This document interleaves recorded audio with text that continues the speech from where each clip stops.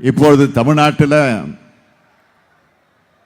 நாட்டுக்கே வழிகாட்டக்கூடிய வகையில்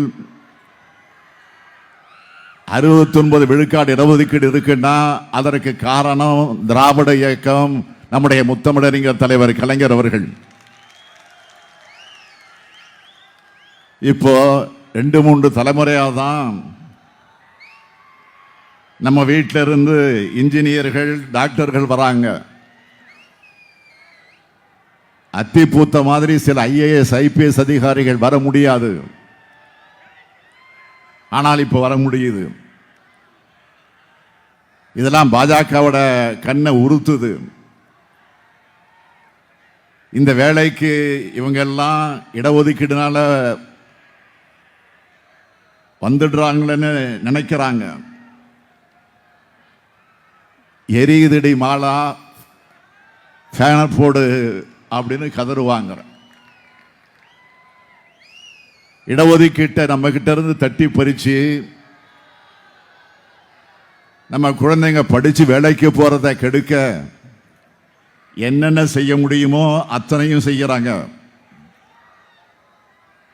இப்படிப்பட்ட பாஜகவோடு தான் பாமக கூட்டணி அமைச்சிருக்கு. சில நாட்களுக்கு முன்பு வர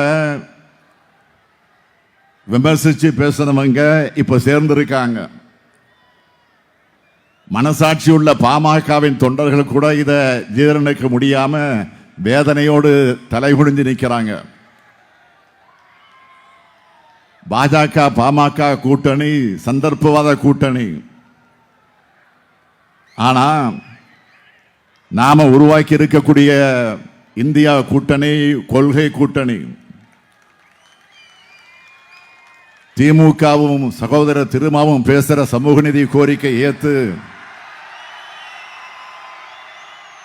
காங்கிரஸ் கட்சி நேற்று தேர்தல் அறிக்கை வெளியிட்டிருக்கு. சகோதரர் ராகுல் காந்தி என்ன அறிவிச்சிருக்கிறார்? இந்தியா கூட்டணி அமைச்சதும் நாடு முழுவதும் பொருளாதார சாதிவாரியான கணக்கெடுப்பு நடத்தப்படும். ஒன்றியத்தில் இடஒதுக்கீடு உச்சவரம்பு அதை 50 விழுக்காடு என்பதை உயர்த்தும் சட்டம் திருத்தம் செய்யப்படும்.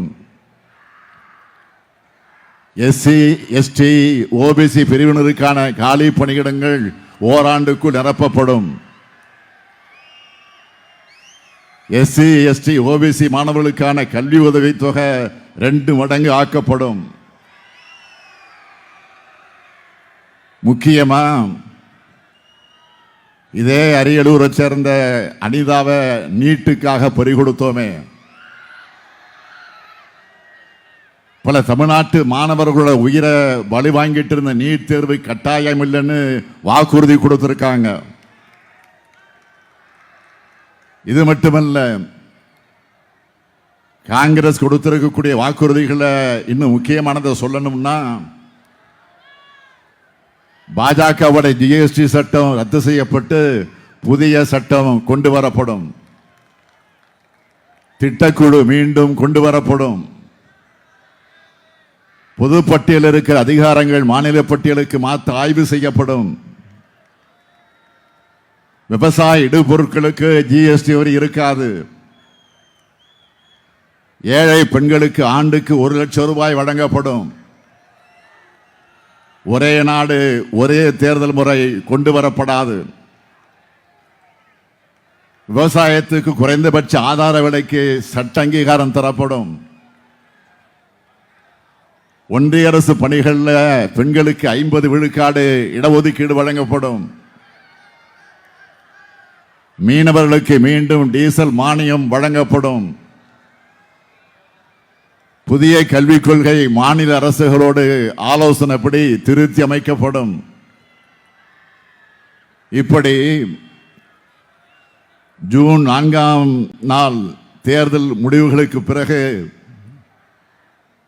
இந்தியா கூட்டணி ஆட்சியில் இந்த வாக்குறுதிகள் எல்லாம் நிறைவேறப் போகுது.